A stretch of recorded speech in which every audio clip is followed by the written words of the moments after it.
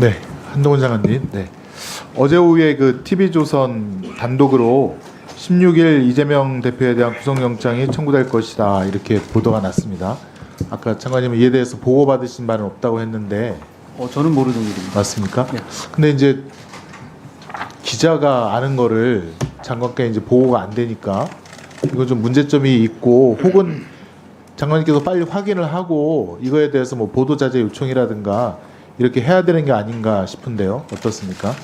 아마 이 며칠 전에 중앙지검의 간부 티타임에서 그런 여부를 결정하겠다는 말을 가지고 아마 추측해 쓴 것 아닌가 싶습니다. 저에게는 법무부 장관이 받는 보고는 어떤 그런 가능성의 보고가 아니라 어떤 계획이 정해졌을 때 보고이기 때문에 제가 현재까지 그런 보고를 받은 바는 없다는 점을 다시 한번 말씀드립니다.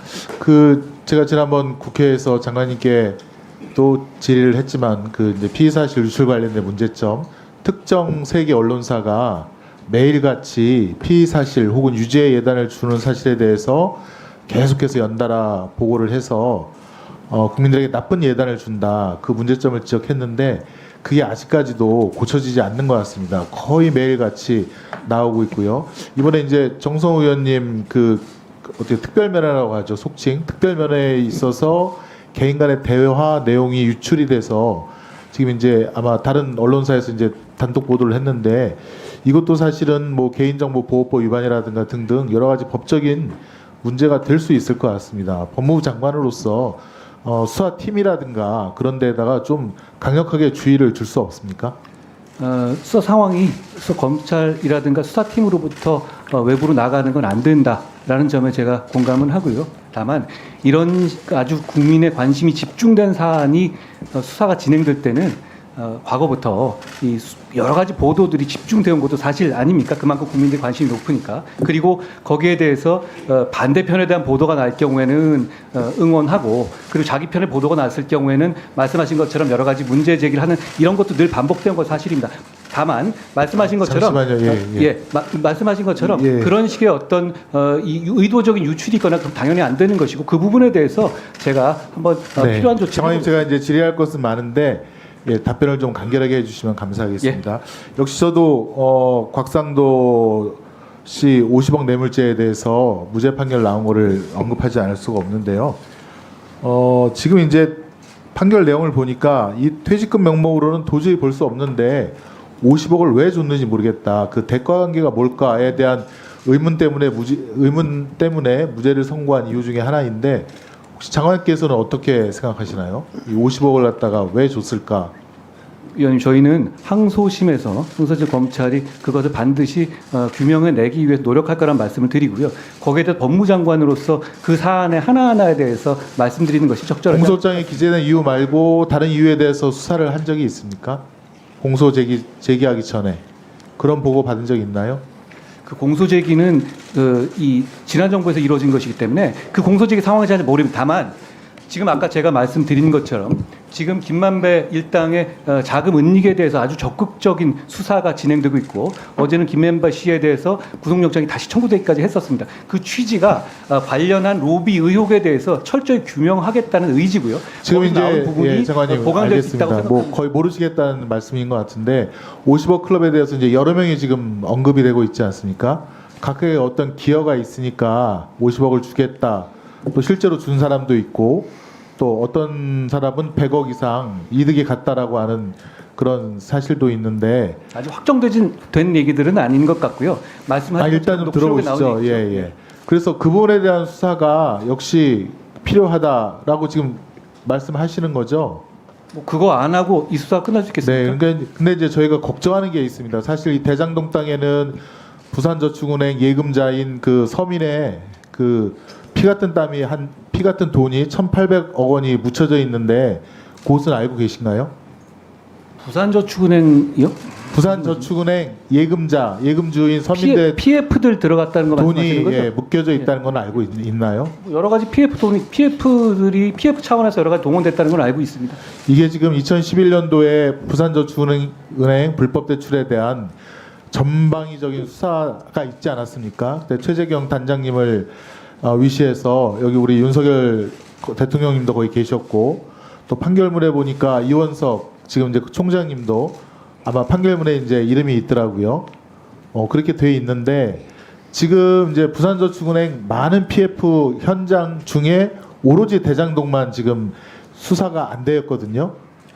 그 이유에 대해서 잠깐만 좀 들어보세요. 국민들은 궁금해하고 이 대장동 건이 부산저축은행 중에 두 번째로 PF 자금이 큰 그런 대상지인데 왜 그렇게 안 됐을까?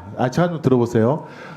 제가 질문을 하겠습니다. 그런데 그 2011년 10월 달에 이미 예금보험공사는 그 부산저축은행 대장동 PF 건이 쪼개기 대출, 그다음에 부실 대출, 담보 없는 대출이라고 해서 이거 문제가 있다, 이거 수사해야 된다라고 하는 보고서를 2011년 10월 달에 벌써 냈습니다.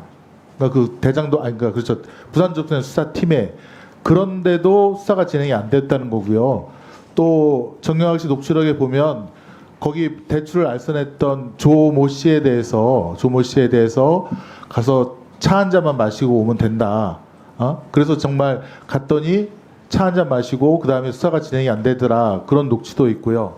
다음으로 예금보험공사가 2013년도에 또 이거에 대한 보고를 해서 이게 불법 대출이니까 회수 방안으로 수사를 해라 라고 이제 진행을 하려고 그랬는데 정영학 씨 녹취록에 보니까 이런 말이 나와요.